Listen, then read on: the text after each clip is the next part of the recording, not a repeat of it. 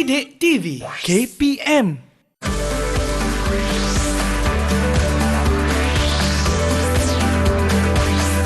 Didik TV KPM. Mi mi mi mi. Mi mi mi mi mi. Mi mi. Mi mi mi.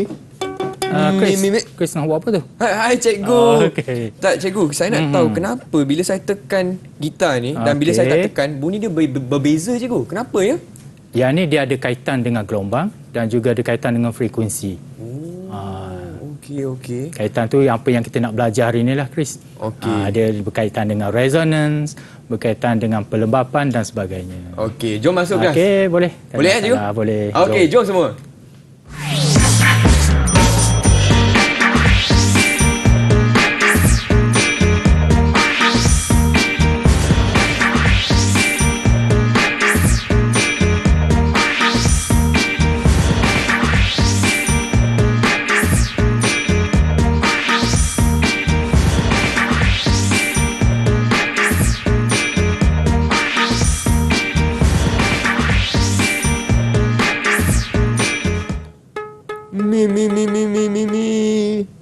Hai semua, apa khabar? Anda sedang menonton slot menengah atas bersama saya Chris MJ selaku pengacara anda. Dan hari ini kita akan belajar mata pelajaran sains tambahan bersama Cikgu Rosnizan. Apa khabar cikgu? Okey Chris, baik. Khabar baik ya cikgu? Chris okey hari ni? Chris pun okey dan sedia Chris untuk belajar dengan Cikgu Rosnizan hari ini. Tapi sebelum itu saya juga ingin ucapkan selamat datang kepada Cikgu Kulina dari SMK Sultan Abdul Samad Klang, Selangor selaku jurubahasa kita. Okey, baiklah sebelum kita teruskan cikgu, saya nak tanya kawan-kawan di rumah, murid-murid semua dah sedia tak? Okey, kalau dah sedia boleh kasih thumbs up. Nampak. Okey cikgu, semua murid pun dah sedia, Chris pun dah sedia. Apa kata kita teruskan dengan sesi pembelajaran kita hari ini. Hari ini kita nak belajar apa? Chris, terima kasih. Okey, hari ini kita belajar berkait dengan gelombang. Okey, iaitu pelembapan dan juga resonance. Apa resonance ni yang ada kaitan dengan Chris main gitar tadilah. Okey, sebelum tu kita tengok dulu kita punya standard pembelajaran Chris. Yang pertama apa yang kita akan belajar hari ini, yang pertama kita terangkan penghasilan gelombang. Yang kedua menerangkan pelembapan dalam sistem ayunan. Yang ketiga berkomunikasi mengenai contoh pelembapan sistem ayunan dalam kehidupan harian. Yang keempat menerangkan resonance dalam sistem ayunan dan yang kelima berkomunikasi mengenai aplikasi resonance dalam kehidupan harian. So kita ada 5 subtopik lah standard pembelajaran kita pada hari ini. Cikgu saya nak tanya, apakah maksud gelombang cikgu dan bagaimanakah gelombang ni boleh terhasil? Okey Chris. Okey, bagus soalan Chris tu. Yang mana yang ni pada untuk poin yang pertama tadilah. Okey, kita tengok yang pertama penghasilan gelombang. Bagaimana gelombang terhasil? Okey, ni kita tengok ada dua gambar. Satunya adalah sistem ayunan dan satu lagi adalah sistem getaran. Okey, seperti mana sistem getaran yang Chris main gitar tadi, di mana kedua-dua objek ni, kedua-dua sistem berkenaan, pergerakan objek yang berayun atau bergetar dia akan menghasilkan gelombang. Yang saya kata tadi, yang Chris buat dia menghasilkan gelombang. Cumanya beza bila Chris petik saja bagaimana bunyi terhasil. Sebelum bunyi itu dia ada getaran dia. Ada sistem getaran, bagaimana bunyi terhasil. Dia ada kaitan yang lain pula lah. Okey. So kita tengok bagaimana apa yang dimasukkan dengan gelombang lah. Gelombang iaitu proses kita nak pindahkan tenaga dari satu lokasi ke lokasi yang lain. Di mana gelombang dia memindahkan tenaga tanpa memindahkan jirim. Dan tenaga yang dipindahkan tu mengikut arah perambatan gelombang. Okey, so yang ni dia punya maksud bagi gelombang tadilah. Bagaimana gelombang terhasil? Soalan Chris tadi. Okey, penghasilan gelombang. Kita tengok dulu jenis gelombang. Okey, jenis gelombang dia ada dua, satu dinamakan gelombang melintang dan satu lagi dinamakan gelombang membujur. Apa dia gelombang melintang dan apa dia gelombang membujur? Di sini kalau murid-murid kita di rumah lah nak bezakan dua ni, melintang dan membujur, iaitu dia punya perkataan yang saya merahkan ni. Berserenjang dan juga selari. Di mana apabila zarah bergetar, zarah tu kita tak nampak, Chris. Ya. Tetapi apabila kita, contoh macam kita tadi, kita petik ataupun buai, kita berayun, di mana apabila zarah tu bergetar pada arah berserenjang, iaitu dia naik turun dan dia pergi ke kanan atau ke kiri, iaitu dengan arah perambatan gelombang. Okey, berserenjang kalau kita tengok ni 90 darjah lah. Okey, dia punya cara dia merambat. Okey, yang kedua, untuk gelombang membujur, dia selari. Selari maksudnya zarah bergetar pada arah yang selari dengan arah perambatan gelombang. Maksud dia pergi sama ada kiri ataupun kanan. Okey, yang tu dia selari. Kalau yang ni bezanya dia naik turun lah.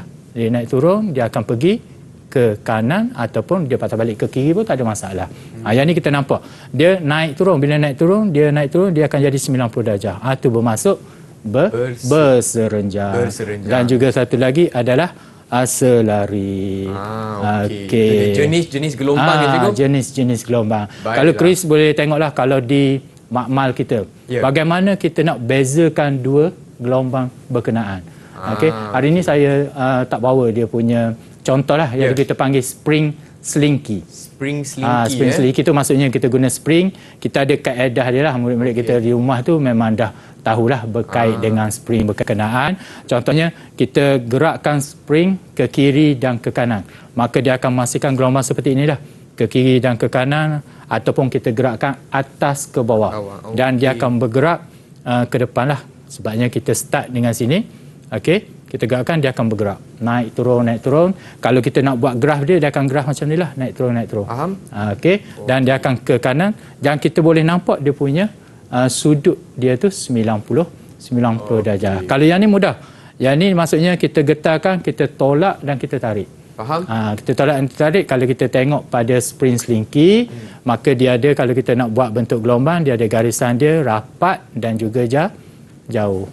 Okay. Baiklah, cikgu, boleh tak kongsikan rumusan mengenai segmen kali ini tentang jenis-jenis gelombang, cikgu? Silakan. Okey, jenis-jenis gelombang ni. Okey, kalau di sini kita tengok contoh apa yang ada pada gelombang melintang, kita ada gelombang air. Okey, satu lagi kita ada gelombang cahaya. Okey, dan kalau gelombang membujur iaitu gelombang bunyi. Jadi memang ada dua jenis sajalah, cikgu. Ada dua jenis saja gelombang. Tetapi dia punya sifatnya lain, Chris. Kalau sifat tadi dia ada beberapa sifat dia lah. Okey, tapi kita tak nak fokus kepada sifat hari ini. Yang kita nak fokus ni adalah jenis gelombang, yang satu melintang, satu lagi membujur. Tapi nanti kita akan buat eksperimen yang berkaitan. Contohnya kita akan buat gelombang melintang lah. Kita nak tengok dari segi graf yang terhasil. Okey, bagaimana graf yang terhasil nanti, sama ada graf tu makin rendah ataupun makin nilainya makin sifar, ataupun graf tu kekal panggil apa, malar. Sama je sampai habis. Macam mana? Adakah kalau graf dia contoh yang ni kita tengok beberapa. Kalau kita tengok graf makin lama makin kecil sehingga atas, apa dia punya kesannya? Kalau grafnya jadi macam ni. Jadi yang ni selepas inilah, cikgu. Okey, selepas inilah kita akan belajar sebelum berkait tu, apa kata kita berehat sebentar, boleh, cikgu? Okey, boleh, Chris. Okey, kepada rakan-rakan di rumah, jangan ke mana-mana. Kita kembali lagi ke slot menengah atas bersama Cikgu Rosnizan untuk sains tambahan tingkatan 5.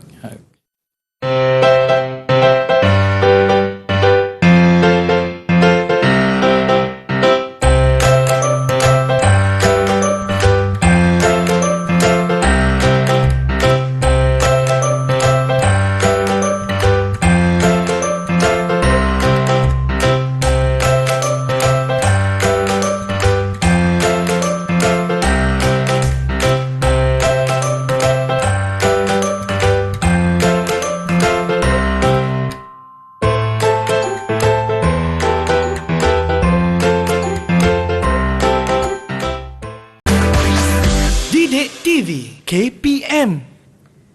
Hai semua, masih lagi di slot menengah atas bersama saya Chris, MJ dan juga Cikgu Rosnizan untuk mata pelajaran sains tambahan dengan topik hari ini gelombang, pelembapan dan resonans. Baiklah, Cikgu, saya nampak di atas meja ni ada apparatus, Cikgu. Kita nak buat eksperimen ke, Cikgu? Betul, Chris. Okey. Kita ada beberapa alat radas kita lah. Okey, alat radas ni kita nak gunakan untuk kita punya aktiviti kita hari ini, iaitu pelembapan dalam sistem ayunan. Okey, apa dia yang dinamakan pelembapan? Nanti kita tengoklah sistem ayunan kita di mana apa yang kita perlukan. Dekat Chris pun ada, dekat saya punya meja pun ada lah. Okey, sebelum tu kita tengok dulu. Baiklah. Kita punya alat radas kita. Okey, yang pertama nanti kita akan susun radas seperti rajah lah. Okey, alat radas kita di sini kalau Chris boleh angkat yang tu kita ada apik G. Okey, yang tu apik G. Okey, yang kedua kita ada gergaji besi. Okey, ini apik G. APIT Ya, APIT nama dia. Apik G. Okey, yang kedua kita ada gergaji besi. Gergaji besi. Okey. Dan yang ketiga kita ada plastising di mana ada dua warna tu bermasuk dua jisim yang berbeza. Dan satu lagi ada jam randit lah. Okey, yang analog bukan digital. Ini manual lah, analog. Okey, biasanya manual kalau kita nak lebih tepat kita guna digital. Tapi kita nak bagi pendedahan yang biasa tentang analog lah kepada anak murid kita. Kadang-kadang biasa yang nak anak murid kita nak semuanya nak yang digital. Mudah nak ambil bacaan semua. Tapi yang ni lebih cantiknya dalam makmal banyak kita gunakan yang analog. So kita biasakan diri kita dengan analog lah. Okey. So kita tengok yang kedua nanti kita akan sesarkan bilah gergaji berkenaan ke posisi X dan kita lepaskan dia. Nanti kita tengoklah kaedah ni macam mana. Boleh, cikgu. Yang ketiga nanti Chris dan juga saya lah kita akan perhatikan dia punya amplitude ayunan dia. Okey, bilah gergaji dalam tempoh masa 20 saat saja. Tapi kita kena betul-betul fokus sebab nanti kita mungkin tak berapa nak nampak. Tak pernah nampak dengan jelas lah sebabnya kadang-kadang getaran dia tu mungkin laju. Tapi kita nak tengok dia punya sehingga 20 saat tu bagaimana getaran berkenaan. Adakah semakin perlahan ataupun semakin laju. Dan yang keempat tu kita ulang eksperimen langkah kita menggunakan plastisin yang berbeza jisim. Okey, di sini saya tak letaklah jisim dia berapa. Cuma kita nampak yang ni kecil dan juga yang ni besar. Kalau kita tahu yang mana lebih berat. Lebih berat kita boleh agak bila kita timbang dua-dua menggunakan tangan kita sendiri pun kita boleh bezalah. Okey, dan yang ni dia punya gambar yang betulnya. Okey, di situ kalau kita tengok kita apikkan pada kaki meja. Okey, di sini kita tak ada kaki, kita boleh apik je di atasnya tak ada masalah. Okey, boleh je. Yang ni di makmal memang kita apik pada kaki meja lah. Okey, dan saya kata sesarkan tu pada kedudukan X tu kita tarik sikit dan kita lepaskan.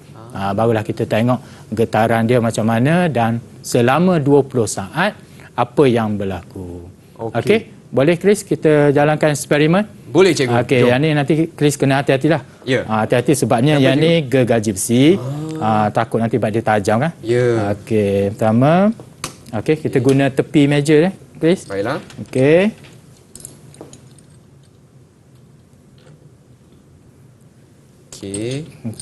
kita apik sikit ya. Okey.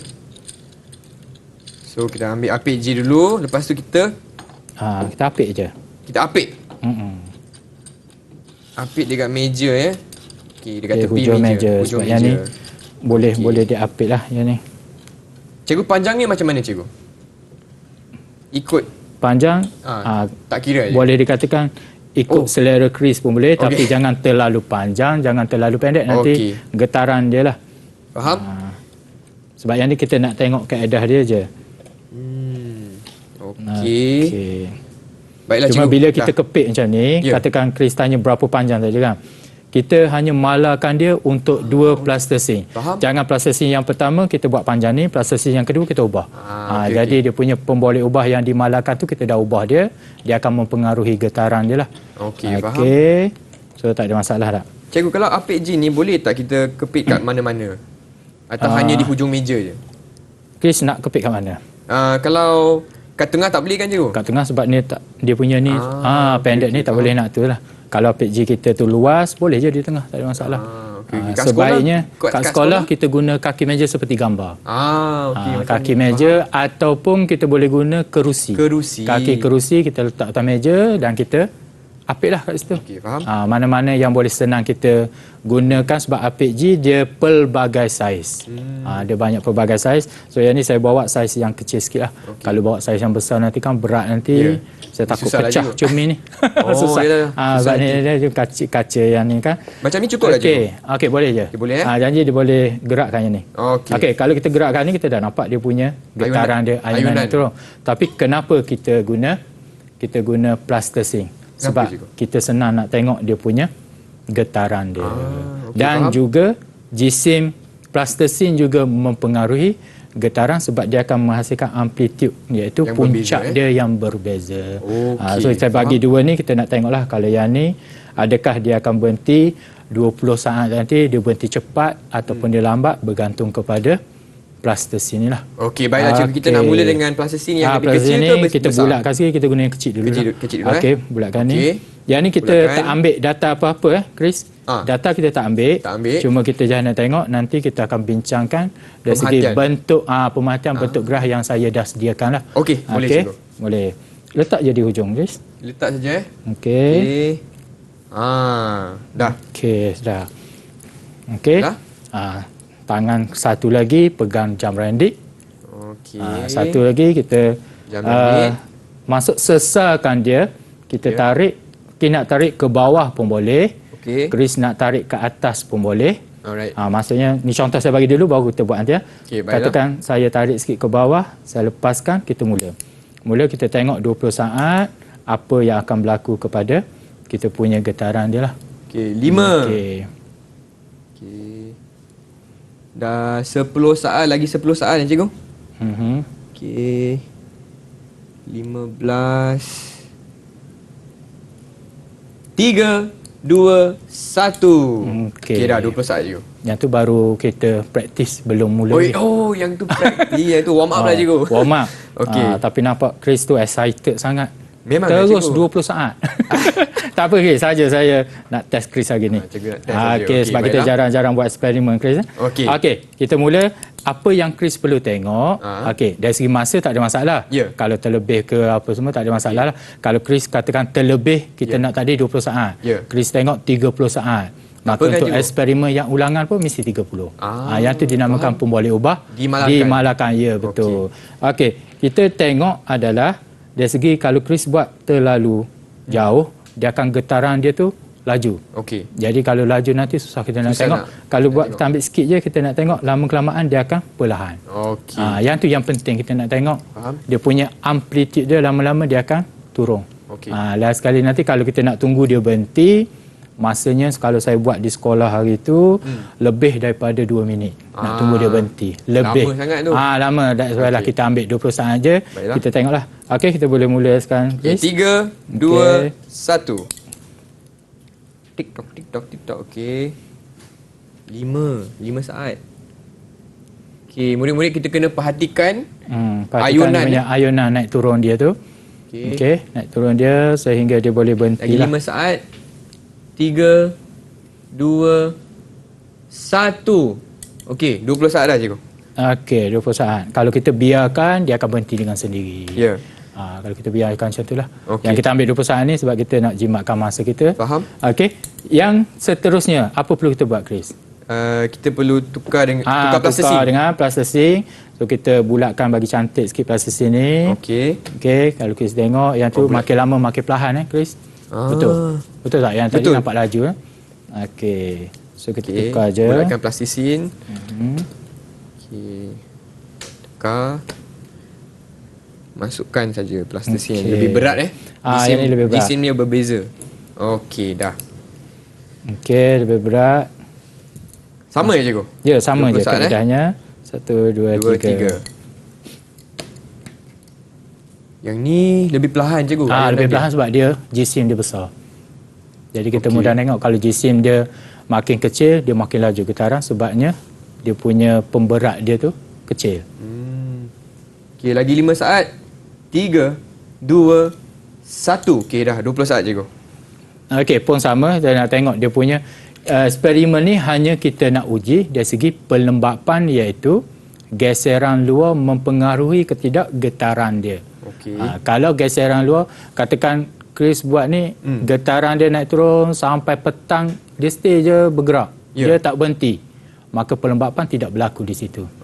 Tapi yang ni ada pelembapan je kot? Ada pelembapan sebab dia lama-lama dia akan berhenti. Sebab dia tiada daya luar digunakan. Cumanya daya yang kita berikan tadi pada permulaan saja sebab kita tarik dia untuk hasilkan getaran. Itu daya permulaan. Kalau kita nak dia gerakkan lagi, kita bagi lagi daya. Kita gerakkan dia sehinggalah setakat mana kita nak dia bergetar lah. Okey. Dan itu je eksperimen kita. Kalau Chris guna lebih besar, maka dia punya getaran nampak perlahan tapi dia ambil masa yang lama jugalah. Sebabnya punya kalau kita tengok tadi yang rendah dia turun tu lebih kurang sikit je. Bila kita guna GC yang lebih besar dia lagi turun. Jadi apakah konklusi dari eksperimen ni cikgu? Okey, kesimpulannya sebelum kesimpulan lah kita tengok kepada hasilnya Chris. Okey, baiklah. Pada paparan yang saya bagi ni.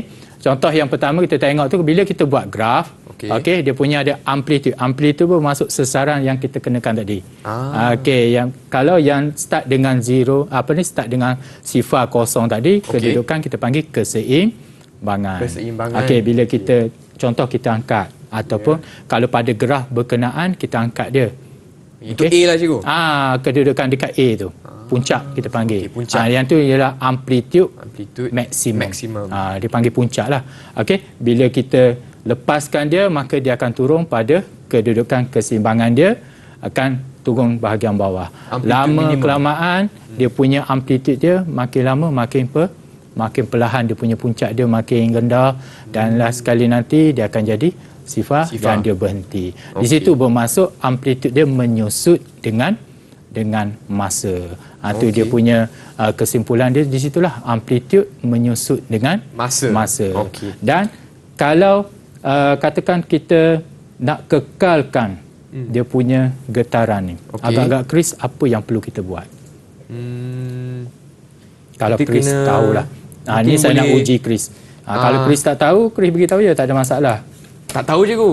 Tak tahu. Yang itulah sebelum sebelum Chris jawab tak tahu tu, okey. Saya nak cerita yang saya beritahu awal tadi, getaran dia tadi disebabkan oleh daya luar. Daya luar, bagaimana kita nak kekalkan dia?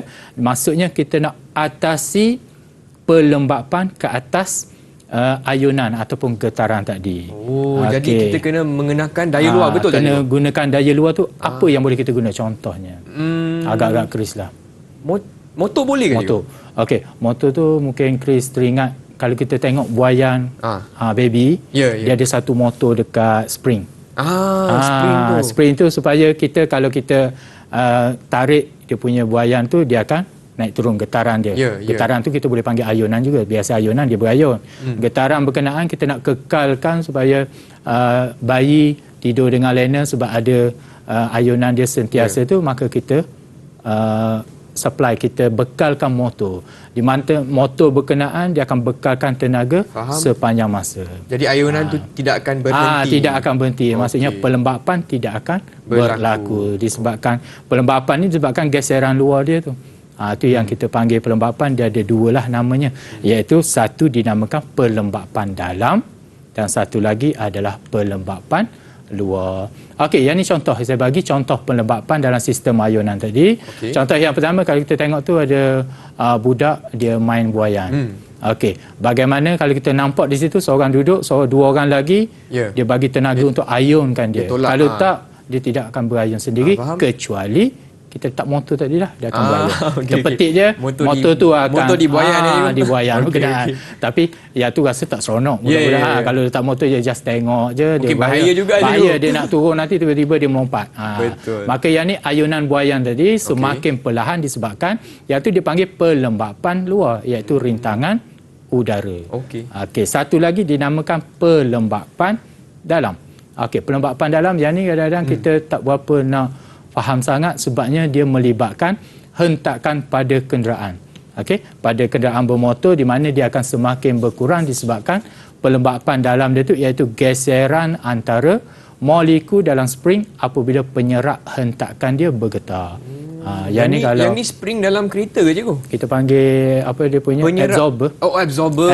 Okey, penyerap hentakan. Spring pada kereta ataupun spring pada motor. Pada motor ada kan? Ya. Sebab saya jarang naik motor. Okey. Pada motor ada, tapi pada kenderaan mana-mana semua ada. Dia punya sebab dia nak menyerap hentakan. Kalau tidak ada, mungkin kalau kita langgar lubang ke apa, dia akan jadi kemalangan lah kepada kenderaan tu. Itu yang bahaya. Kepada penumpang, kepada pemandu dan sebagainya. Baiklah, itu dia punya cikgu. kaedahnya lah, pelembapan. Dalam ayunan. Cikgu boleh tak you kongsikan rumusan untuk segmen yang telah kita belajar hari ini, pelembapan dalam sistem ayunan. Dalam sistem ayunan ni satunya, kalau kaedah yang kita buat ni, kaedah yang kita buat yang tadi kita guna 2 saja. Kalau kita guna beberapa plasticine, kadang-kadang kita tak kita tak ukur, tak uji pelembapan just kita nak tengok satu. Yang tadi saya tak guna pembaris sebab nak buat graf tu, sebab kita just nak tengok dia punya kaedah. Kalau betul-betul kita buat eksperimen, kita boleh letak pembaris di sini dan kita boleh tengok dia punya amplitude dia. Jadi kita nak perhatikan amplitude dia lah. Amplitude dia, dan kita barulah boleh buat graf dengan cantik lah. Yang tadi cuma kita nak kaitkan pelembapan yang berlaku dan graf yang terhasil.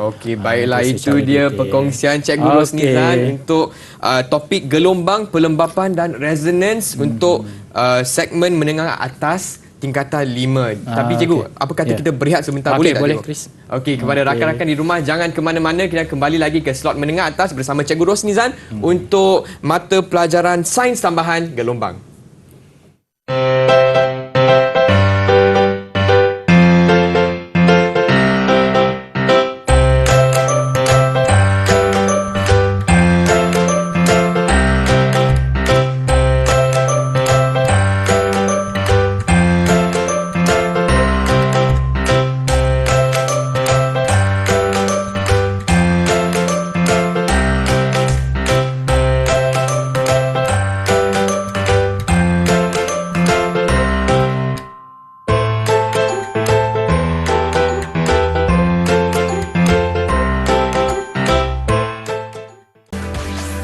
Didik TV KPM. Baiklah, semua masih lagi di slot menengah atas bersama Cikgu Rosnizan untuk mata pelajaran sains tambahan tingkatan 5 dengan topiknya gelombang, pelembapan dan resonance. Baiklah cikgu, seterusnya kita nak lakukan eksperimen apa ni cikgu? Yang seterusnya Chris, kita tengok resonance dalam sistem ayunan. Apa yang dikatakan resonance? Kalau kita tengok pada topik resonance tu sendiri, resonance tu sendiri di mana apabila satu frekuensi yang di luar, apabila contoh kita bagi ayunan dia menghasilkan frekuensi, maka dia akan ada satu lagi frekuensi pada satu objek tu, dia dinamakan frekuensi asli. Kalau dua-dua tu dia sama, maka akan berlaku ayunan tu dia akan jadi serentak. Kita hanya just ayunkan satu frekuensi yang biasa dan objek yang satu lagi dia akan berayun sama seperti apa yang kita buat tadilah. Yang tu dinamakan resonance. Tapi resonance ni dia banyak konsep dia. Tak semestinya dalam ayunan bandul, tapi yang ni kita ambil dalam sistem ayunan. Lepas nanti kita tengok apa kaitan resonance untuk kehidupan harian yang lain-lain lah. Sebelum tu Chris, kita tengok pada cara kita lah. Apa-apa saja kita nak buat aktiviti, kita mesti ada prosedur iaitu kaedah ataupun langkah-langkah yang perlu kita buat. Yang pertama kita akan sediakan bandul button yang terdiri daripada beberapa siri bandul yang dipasang pada tali yang tebal, iaitu satu tali yang kita akan bentangkan seperti jambatan lah. Dan kita akan buat beberapa bandul. Biasa sebelum ni kita belajar satu bandul je yang kita ayun. Pada tali ni nanti kita ikat pada retok stand kita, kaki retok kita, dan bandul yang saya sediakan tu ada 5 nanti kita ikat ke 5-5-nya pada satu tali yang tebal. Yang pentingnya kita kena pastikan ada 2 bandul dia punya panjang dia tu sama. Kenapa? Sebabnya kita nak menghasilkan resonans. Adakah bandul contohnya B dan E yang kita lepaskan satu je, adakah E itu ada perubahan ataupun tidak dari segi ayunan dia, dan juga bandul-bandul yang lain lah. Bukan kita nak tengok E saja, tapi di sini kita nak tengok B dan E. Kalau dia tidak berayun seperti mana yang kita bagi B, maka eksperimen kita tu mungkin sedikit gagal. Tapi kita nak tengoklah dia punya ni jadi atau tidak. Okey, kita akan sesahkan bandul B dan kita lepaskannya. Kita akan perhatikan perubahan yang berlaku kepada bandul-bandul yang lain dan kita perhatikan amplitude ayunan. Maksudnya dia punya sesaran dia lah bagi setiap bandul dan kita catatkan pemerhatian. Maksudnya kita dah tengok catat pemerhatian sebab selepas ni kita ada soalan yang berkaitan lah, iaitu pemerhatian dia. Okey, yang ni rajah yang kita akan buat nantilah, yang tu dinamakan bandul Button, di mana tali tebal kita tadi benang dan juga kita ada bandul A, B, C, D, E, F 2, 4, 6 di situ. Pada gambarnya 6 tapi hari ni kita hari guna 5 saja. Okey. Kita boleh mula sekarang, Chris. Jom. Yang pertama dulu, Chris ikat di hujung sana, saya ikat di hujung sini lah. Baiklah, langkah pertama dulu. Kita ikat tali tebal Okey, tali tebal, Chris.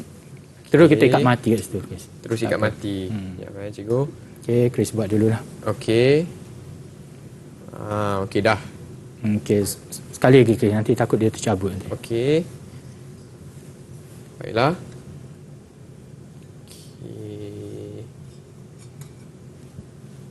Okey dah cikgu.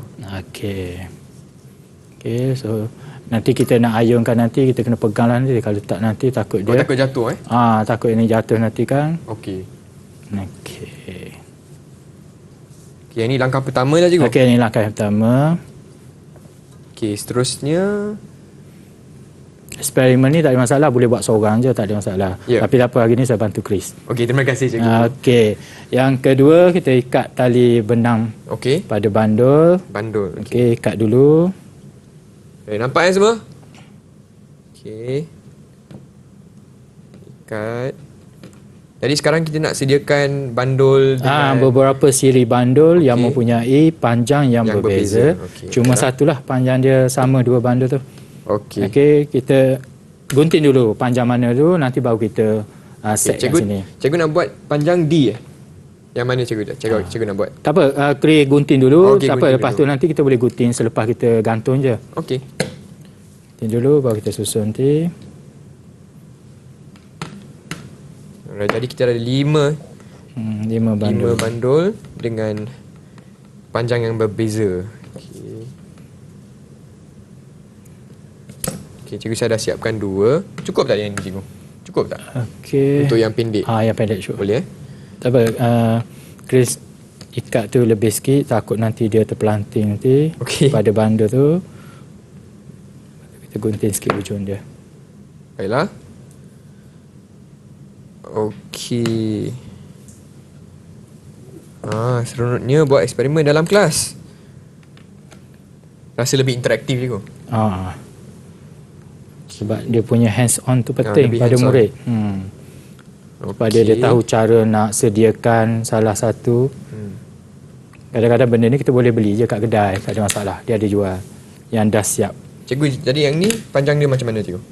Okey, tak apa, Chris buat panjang lebih pun tak apa, nanti kita potong je. Boleh je. Baik. Panjang mana pun. Okey, Chris boleh ikat dulu ke? Okey.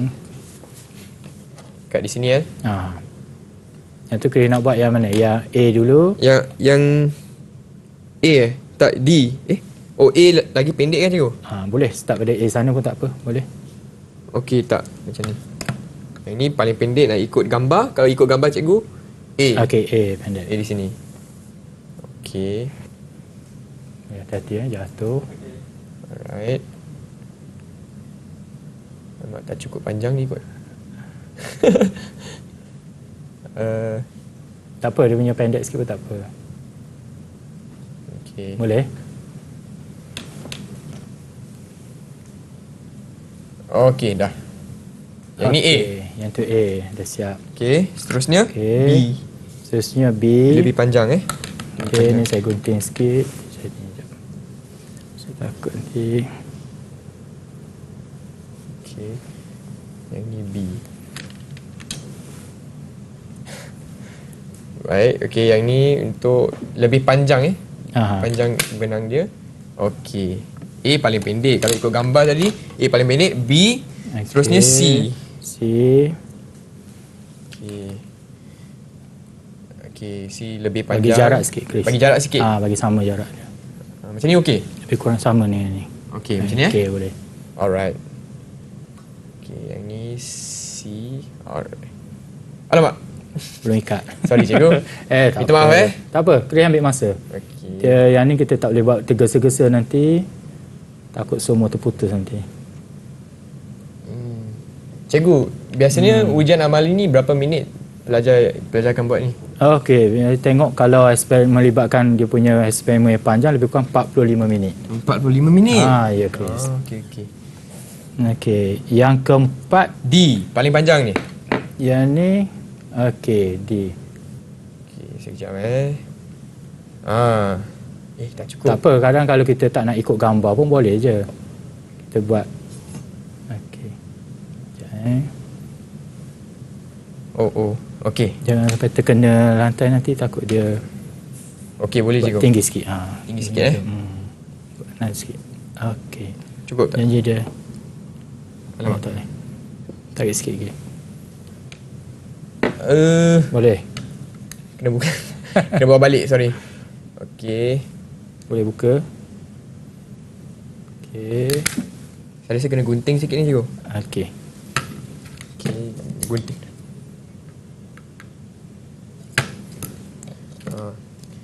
Cikgu, selain tali ni boleh tak guna tali lain? Atau memang tali kena guna lain, tali benang macam ni? Atau wire memang. ke? Wire nanti kadang dia punya tu takut kita tak boleh nak ikat dia. Faham? Ikat sekali lagi, Chris. Takut nanti dia terbuka. Sekali. Okey. Tak apa, nanti kita tarik dia. Okey. Okey, dan satu lagi. Ni A, B, C, D. Okey, satu lagi A, B, C, D, E. Panjang dia mesti sama panjang dengan B. B. Okey, panjang B, tak apa Chris start Okey. dulu. Kita tengok sini. Cikgu ukur dulu Okey, ukur dulu. Ukur dulu panjang B. 17. Okey, lebih kurang 17. Okey. Okey. 17, kita lihat dia tu. Gunting dulu 17. Alright. Kenapa kena sama cikgu? Sama sebab kita nak tengok resonance dia. Resonance. Okey. Boleh, sama. 17. Dia punya ni tak boleh saya buat ni. Okey, kita tengok ni. Letak dulu. Dia punya sama tak? Okey. Atas sikit. Atas sikit. Okey. Minta maaf cikgu. Boleh. Okey dah. Dia dah terikat dah. Terikat. Tak apa, tak ada masalah. Okey. Nampak cerewet Ya. Okey, lebih kurang je. Okey, kat dulu. Tak apa, nanti kita boleh Betul. naik sikit je. Sikit je. Naik Saya sikit. pegang Okey, cikgu bawah. pegang, Okey. Okey. Alright. Sudah cikgu. Okey, ikat sekali lagi. Ikat sekali lagi. Okey, dah terhasil kita punya bundle button kita. Okey, yang ni kita guntinglah sikit. Okey. Jadi seterusnya cikgu? Okey, seterusnya apa yang perlu Chris buat? Jadi Sesarkan bandul B dan lepaskan. Okey. Langkah keselamatan tu kita kena pegang lah. Sebab nanti takut dia berayun nanti benda ni bergerak. Baiklah. Okey. Sesarkan bandul B. Ya. Bandul B yang mana? Yang ni Macam mana kita nak sesarkan dia? Kita tarik, kita lepaskan. Tarik Nanti, arah sini ke arah sebelum kiri? tu kita biarkan semua berhenti dulu. Alright. Sekarang dia tengah berayun. Macam ni cikgu? Dari arah sini? Betul Betul. Okey. 1, 2, 3. So kita perhatikan bandul-bandul yang lain. Bandul lain pun ada ayunan cikgu? Ada ayunan, cumanya tak ikut sama dengan yang E. Kenapa kita tengok B dengan E tu sama? Ya, betul. So resonance berlaku di situlah sebabnya yang kita nak tengoknya panjang yang sama, ayunan dia akan jadi sama. Okey. Yang lain pun turut berayun, cumanya dari segi ayunan dia adakah sama ataupun berbeza. Okey, jadi apakah kesimpulan yang kita boleh dapat dari eksperimen ni kita cikgu? tengok eksperimen ni, kalau kita tengok maka eksperimen kita boleh dikatakan berjaya lah sebab kita boleh menghasilkan ayunan yang sama dengan panjang yang sama. Apa yang kita nampak di sinilah. Okey, Chris tak puas hati lagi. Nak buat lagi? Nak buat? Boleh. Okey. Boleh nampak cikgu E dengan B yang mengayun cikgu. Walaupun dia lambat sikit, maksudnya dia nak dapatkan frekuensi. Betul. Frekuensi itu yang sama, maka kita akan ambil masa sikitlah kita tengok dia punya ayunan dia. Okey. Faham cikgu? Itu yang dia punya kaedah kalau kita tengok kaedah yang kelima, perhatikan amplitude ayunan bagi setiap bandur. Maksudnya adakah bandur-bandur lain pun turut berayun sebabnya dia pada satu tali, maka dia punya frekuensi akan dipindahkan, maksudnya dipindahkan pada bandur-bandur lain, dia akan berayun, cuma kita akan nampak sikit je lah ayunan dia. Tapi yang kita nampak ketaranya B dengan E. B dengan So, panjang E, yang sama. panjang yang sama. Dan biasanya soalan yang datang apabila selepas eksperimen kita buat, kita boleh tengok slide kita. Okey. Okey, yang pertamanya kita tengok apakah yang berlaku kepada bandur lain apabila bandur B disesarkan dan dilepaskan. Bermaksud disesarkannya tadi, Chris tarik dia tu, yang tu kita masuk sesar. Okey. Lepas tu kita lepaskan. Okey, Maka jadi ayunan berlaku. Bila ayunan berlaku, bandur dia ada, lain pun turut berayun je, amplitude dia, bandur lain turut berayun. Sebab dia pindahkan frekuensi dia sama, dan yang mana sama, yang kedua, bandur yang manakah berayun pada amplitude yang maksimum. Maksimum tu maksud dia tinggilah. Dia punya tu. So agak-agak jawapan dia tu apa? Untuk soalan 2 Dua-dua soalan berkenaan. Okey, yang pertama bandul yang lain turut berayun. Turut berayun. Okey, betul, Chris. Untuk pemerhatian kedua, bandul yang manakah pada amplitude yang maksimum? Bandul E je go. Bandul E, kenapa bandul E? Sebab mempunyai panjang yang sama dengan bandul B, betul tak? Betul, Chris. Bandul E. Kerana apa? Dia mudah je. Dia punya alasannya, tak payah kita nak fikir dari segi frekuensi dia sama, benda yang kita nampak luaran saja. Okey, Dia mudah. Eksperimen ni kita nampak luarannya apa, itulah jawapan penerangan yang cukup mudah. Itu dia. Kerana mempunyai panjang yang sama dengan bandul B. Dan kalau ada soalan lagi, satu lagi dia tanya, apakah fenomena yang kita kaji? Fenomena resonance. Okey, fenomena kalau resonance. dia tanyalah. Kalau di sini saya tak tanyalah sebab kita memang nak buat berkait dengan resonance. Baiklah cikgu, nampaknya eksperimen kita hari ini pun dah berjaya. Ya, Chris. Okey, apa kata kita berehat sebentar cikgu? Boleh. Okey, kepada rakan-rakan di rumah, jangan ke mana-mana, kembali lagi ke slot menengah atas bersama Cikgu Rosnizan untuk Sains Tambahan.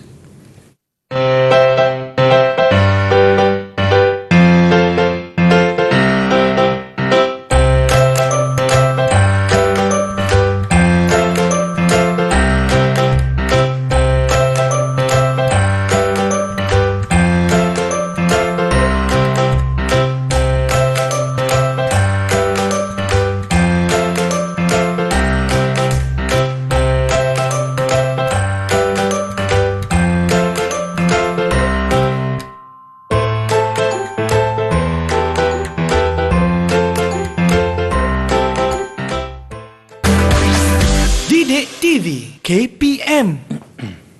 Hai semua, masih lagi di slot menengah atas bersama saya Chris, MJ dan juga Cikgu Rosnizan untuk mata pelajaran Sains Tambahan dengan topik kita gelombang, pelembapan dan resonance. Baiklah Cikgu, untuk segmen seterusnya apakah yang akan kita belajar Cikgu?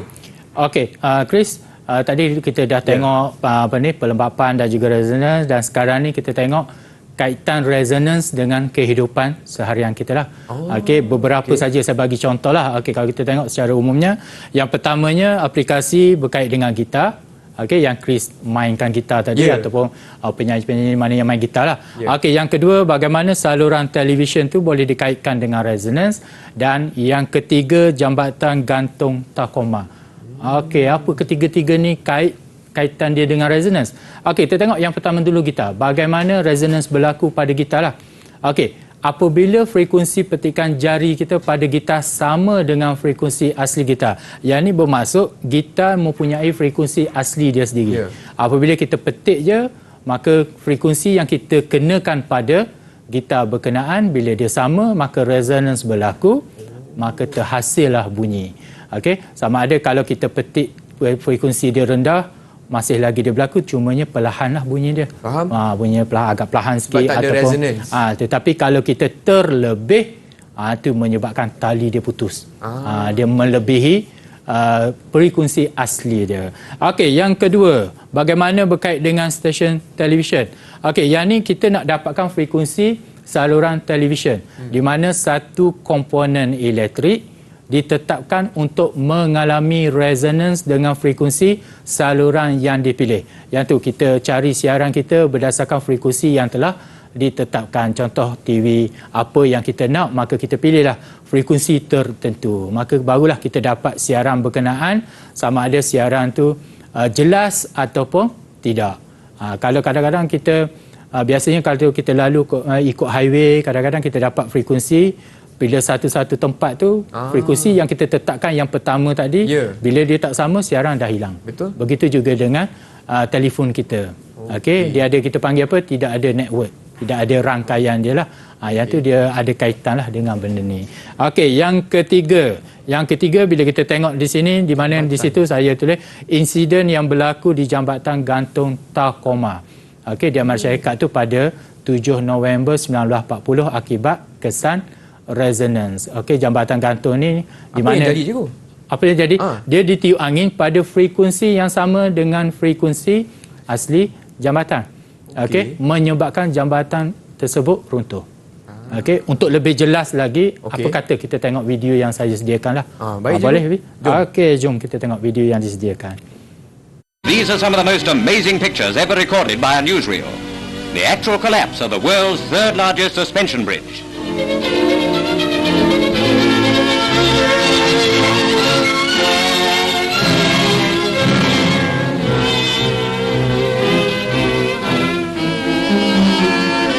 Only a 35-mile-an-hour wind is blowing, but this apparently sets up a rhythmic swinging of the bridge, which increases with each swing.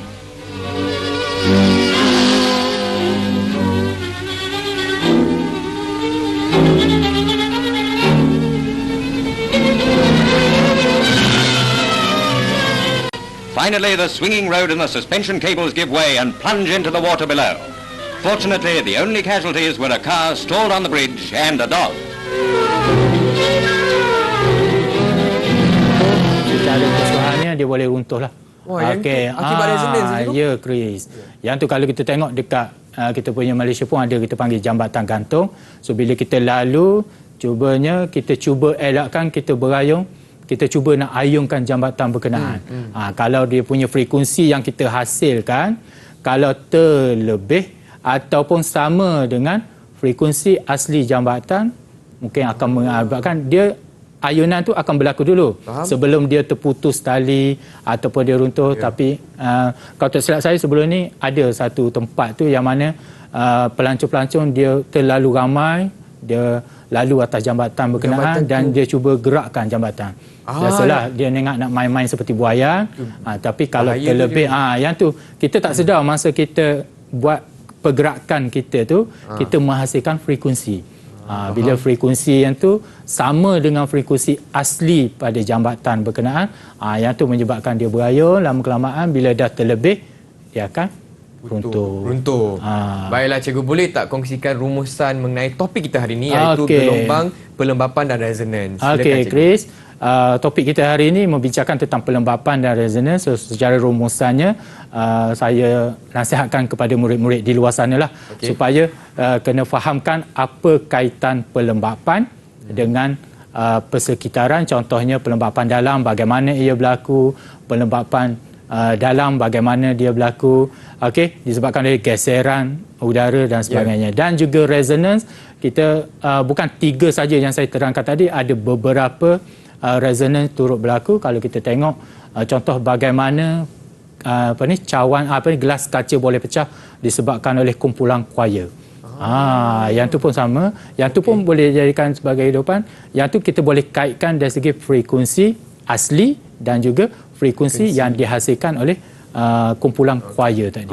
Okey, dan cikgu, bagaimanakah prestasi Chris pada hari ini, cikgu? Okey, prestasi Chris kalau maksimum secara keseluruhannya daripada awal hingga akhir, pelibatan dalam eksperimen kita buat step by step dia punya kaedah tu, alhamdulillah saya tengok Chris berjaya mendapatkan 5 daripada 5 lah. 5 bintang. Okey, terima kasih cikgu. Okey, sama Chris. Dan saya juga ingin tanya cikgu, macam mana kita boleh dapatkan bahan tambahan topik hari ini, cikgu? Okey, bahan tambahan dah disediakan oleh KPM, iaitu dekat Sumberku.